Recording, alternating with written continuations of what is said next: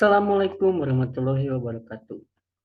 Halo semuanya, perkenalkan nama saya Acep Ajis Nurul Huda Sofiansah, NPM 181000032, mata kuliah Hukum Pidana dalam Jurisprudensi dengan dosen Ibu Sintiana Rasmi SHMMH. Kali ini saya akan mempresentasikan mengenai kewenangan hakim dan kekuatan hukum persidangan daring.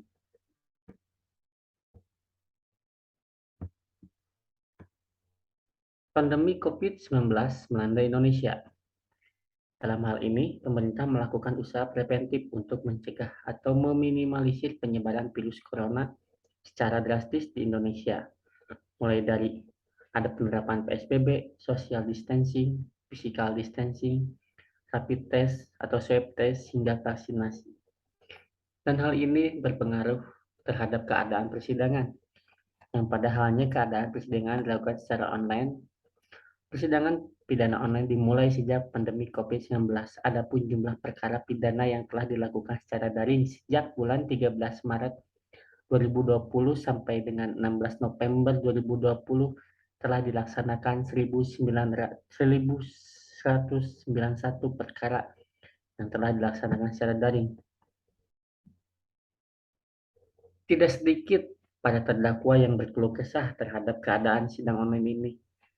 Keadaan yang mana hanya dapat berbicara melalui virtual dan tidak jarang terjadi kesalahan teknis serta penyampaian pendapat yang dilakukan terdakwa seperti ada batas bila melalui virtual. Karena hal itulah banyak terdakwa yang menyatakan opt out dari sidang virtual atau tidak puas dalam diri terdakwa dalam menjalankan sebuah persidangan di depan kamera.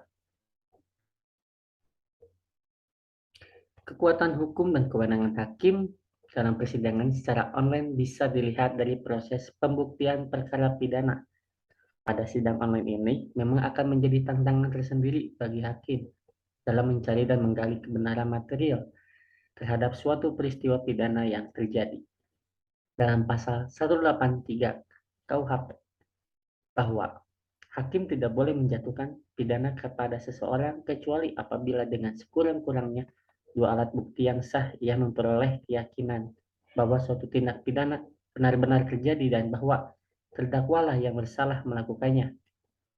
Berkaitan dengan keyakinan hakim, maka dalam teori sistem pembuktian keyakinan hakim tidak boleh berdiri sendiri, melainkan harus bersumber pada alat-alat bukti atau minimal dua alat bukti yang sah menurut KUHP. Sekalipun hakim diberikan kewenangan subjektif untuk menilai apakah seseorang itu bersalah atau tidak, apabila hakim mendasarkan putusannya hanya kepada keyakinan semata, maka disitulah ketidakpastian hukum dan kewenangan terjadi. Hal mana untuk perkara pidana yang pembuktiannya mudah, seperti misalnya pencurian, hal tersebut sejatinya tidak terlalu berpengaruh. Namun, untuk perkara yang pembuktiannya rumit dan membutuhkan alat bukti yang spesifik, penerapan sidang secara online atau melalui telekonferensi tidak dapat dilaksanakan. Hal ini dikarenakan hak terdakwa untuk mendapatkan fair flow atau hukum yang adil bisa terabaikan. Hal ini tentu membuat proses pembuktian menjadi tidak maksimal dan berpotensi mengganggu prinsip fair trial, yaitu peradilan yang jujur dan adil. Oleh karenanya harus ada standarisasi sarana dan prasarana persidangan online ini di pengadilan. Memaksimalkan dan menambah tenaga IT di semua lembaga pengadilan, serta membentuk tim khusus yang independen untuk melakukan pengawasan dan mengevaluasi pelaksanaan sidang online ini. Dalam pelaksanaannya, persidangan pidana daring menemui beberapa kendala dan permasalahan. Adapun beberapa permasalahan yang ditemui saat pelaksanaan persidangan online seperti sarana prasarana, akses internet, pemenuhan hak terdakwa, dan penerapan asas sistem peradilan pidana.